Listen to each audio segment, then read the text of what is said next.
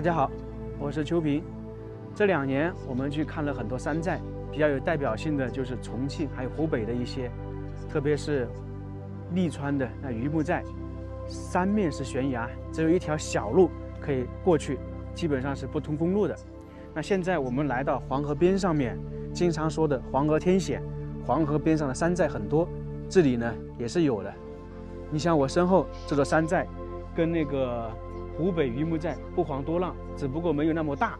它这里也是三面是悬崖，而且呢下面还是河流，只有一条小路上去，里面还有很多以前的遗迹，有城墙，有哨楼。为什么有这些东西？这山寨无外乎2个因素，一个是防止土匪，另外一个就是土匪用来居住的。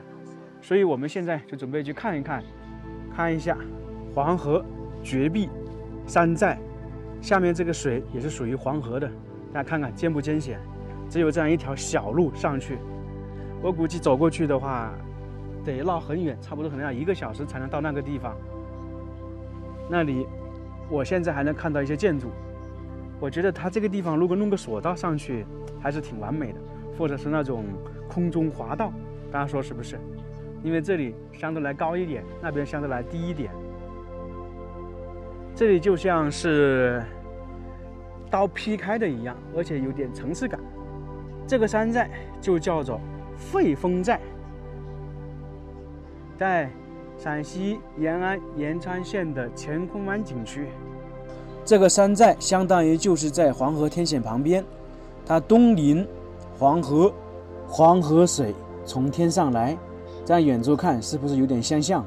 去费峰寨只有这样一条小路过去，绕过去，因为它3面都是悬崖，多么的陡峭，估计都有70、80度了，所以要爬上去不容易。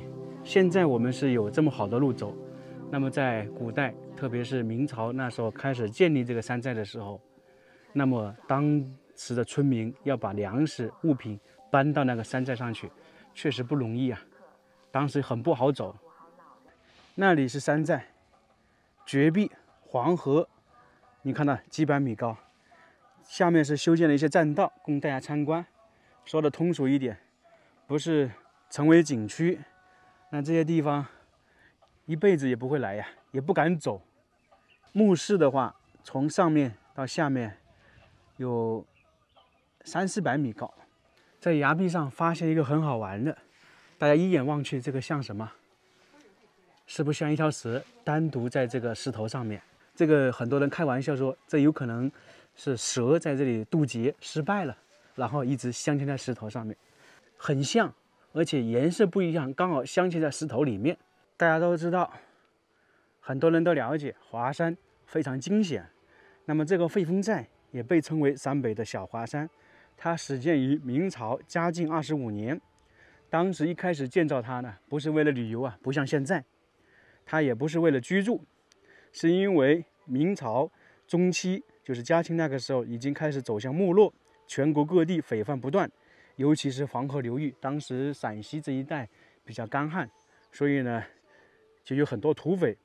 当时的延川县更是匪犯的重灾区，那这里的百姓经常遭到土匪的打劫。凶残的土匪呢，有时候不仅呢强取钱财，很多时候还会杀人毁村。所以当地的村民为了躲避土匪，保住性命，就凭借我们现在看到的费峰天险，建造了一个费峰寨。每当有土匪袭击来临的时候，他们就躲避在此，把粮食还有物品存放到这个山寨上来。正是因为有了这个山寨天险的存在，很多老百姓免受了灾难，保住了粮食，保住了物品。这个上面现在还保存了很多遗迹，比方说石碾、石磨、石桥等等。那么早期这个时候属于躲避土匪，那后面情况稍微稳定了一下，特别是清朝统一了之后，那这个地方很多村民就搬出去了，回到了村子。那后面这里又变成了谁居住的呢？就是土匪，因为黄河这边天险存在，那很多土匪看到这个位置呢，易守难攻。特别是只有一条小路上去，只要守住那个门，那么他们就能在上面无忧。特别是冷兵器时代，热兵器肯定是不行的。所以呢，上面可能还有一些土匪生存过的痕迹。我们马上就到达这个寨子的入口，这边属于北、东、西、南。东面是靠近黄河，就临近黄河天险；西面也是一条河流，南面就更不用讲了。所以它是三面临水，一面呢就是这样一条小道。在这个北门这里守住了，就是一夫当关，万夫莫开，没有人能够上得去。再看看周边的环境，壮观啊！那这里下面有点像一个几字形，也就是常说的黄河转了一个270度的大弯一样的。当然不是这里，其他地方能够看得到，就是乾坤湾。这里有点类似，大家看一下，从这个底部到上面有多高，都是几百米啊！我感觉在这个寨子下面好像还有洞穴，不知道是不是以前有土匪居住过的。等一下看看能不能走过去啊！黄河高原有时候看起来还挺美的，在这种地方看风景还是非常不错的。身后就是黄河，黄河天险。这个寨子离黄河的直线距离还不到100米。我昨天还到黄河边上行走，有多少人没在黄河边上待过啊？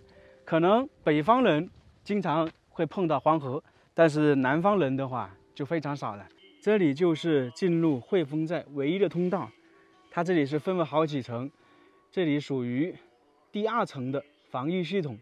从北门进来之后，这里就是唯一的小道，可以直接到达寨子的顶部。它这里是有5个弯道，还有36个台阶，寓意呢1年365天，步步高升。在这个下面还能看到残砖、断瓦，这些就是一些以前民居的遗迹。那么在很早以前，当时的居民躲避土匪，就生活在这个地方。明显的看到的是房屋的这一排都是。经过时代历史的变迁，已经没有了，只剩下一些这些破烂的石头。在这里还看到一间房屋，有锅，有小灶台，就是以前有人在这里生活。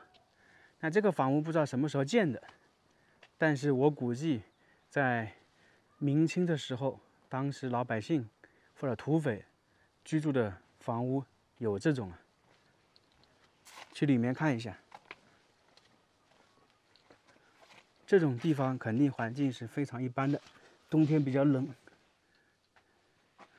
这个是一个炕，上面是木头。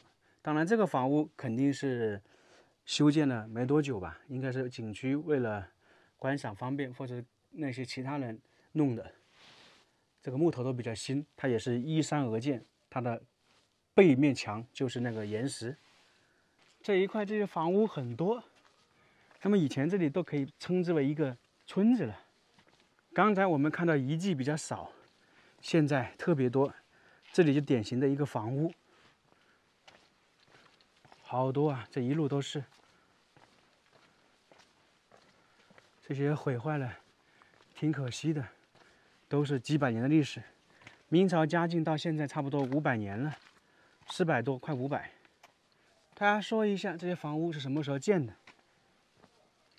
全是用石头堆砌而成，是不是有点像那种比较传统的房屋？说句实话，在封建社会，老百姓还不一定有这样的房屋呢。顶部寨子在这个南面有这些石块累积起来的，成一个圆形。这个是干嘛的？其实相当于就是哨楼、哨卡。有当时的村民或者后面土匪在这里守望，瞭望远处，就看看有没有敌情，有没有敌人来进攻这个寨子。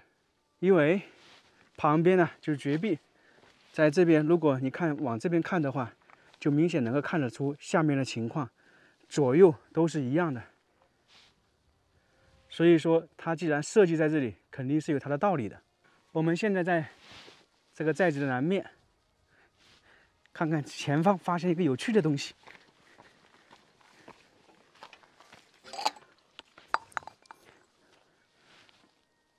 有点像窑洞的感觉。那些房屋不知道什么时候修建的。东南西北我们都逛了，现在我们准备去顶部最艰险的地方。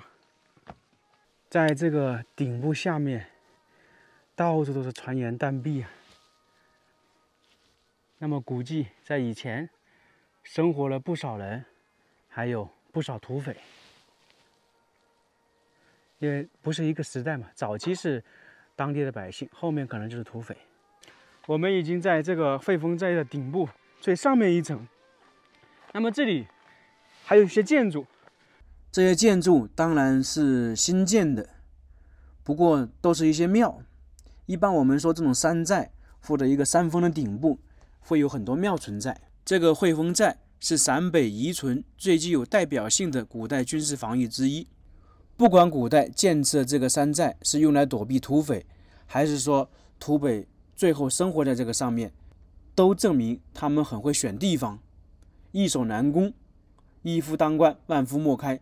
选中了这里，就代表了一线生机，确实非常了不起呀。因为没有开凿之前，肯定是爬也不好爬，走也不好走，那后面才经过很长时段，才能够人进行生活。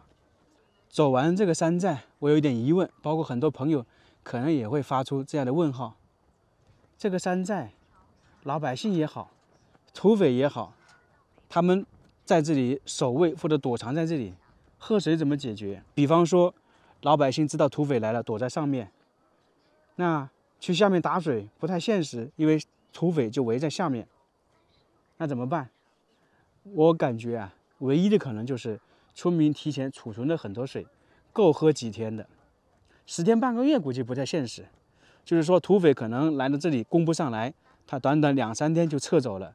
如果他说围困10天半个月或者1个月，我估计村民自己都走下去了，土匪也是一样的道理。